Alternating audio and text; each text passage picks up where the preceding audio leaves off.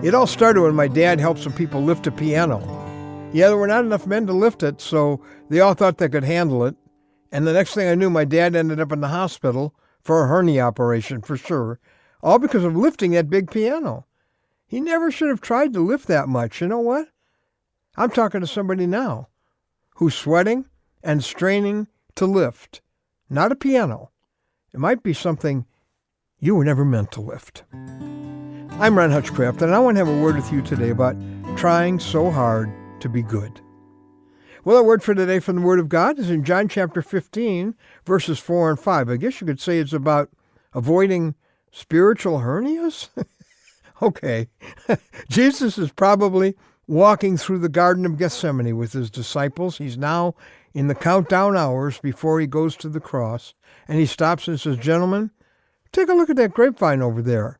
And in the process, he teaches them a lesson that they probably remembered every time they looked at the grapevine. He said, "I am the vine. You are the branches." And then in verses 4 and 5, he said, "Remain in me, and I will remain in you. No branch can bear fruit by itself. It must remain in the vine. Neither can you bear fruit unless you remain in me. I am the vine, you are the branches. If a man remains in me and I in him, he will bear much fruit. But apart from me, you can do nothing."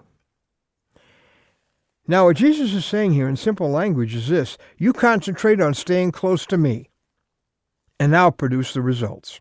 Not you'll produce the results. I'll produce them, he says.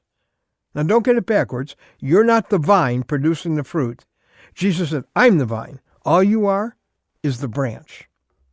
When he says you'll bear fruit, well, I think that every follower of Christ who has any life in him is going to be a fruit-bearing Christian. What does that mean? Well, it means, for example, the love that you need for that person in your family or at work that's really difficult for you to deal with, or maybe somebody at school. The fruit you need to produce is love for that person who's given you no reason to love them. How about the patience you need? Or fruit can mean people coming to Christ.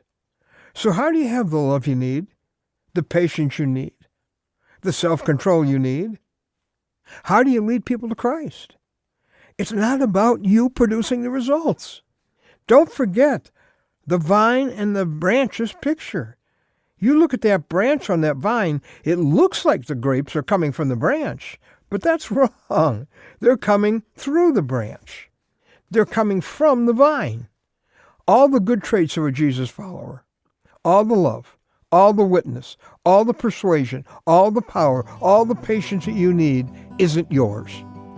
The good result, it comes through you, but not from you. Imagine a little branch lying off on the side going, "Oh no, wait, I've got to get some fruit on me." You say, "Get back on the vine, man." That's where the fruit comes from. Maybe you've seen the Christian experience as something where you have to sweat and strain and perform and push and say, "I just got to try harder. I've tried so hard to be a good Christian." Well, that's why you get a spiritual hernia. All you've got is a self-improvement plan with Christian words. See, your mission is to stay close to your Jesus. And then as you do your part, he will naturally produce what you've been trying to force. Hudson Taylor, the great missionary leader, said, "I used to ask God to help me, and then I asked if I might help him. And I ended up asking him to do his work through me." Listen, open your hands, open your arms, and relax. Or in the words of Corrie ten Boom, don't wrestle.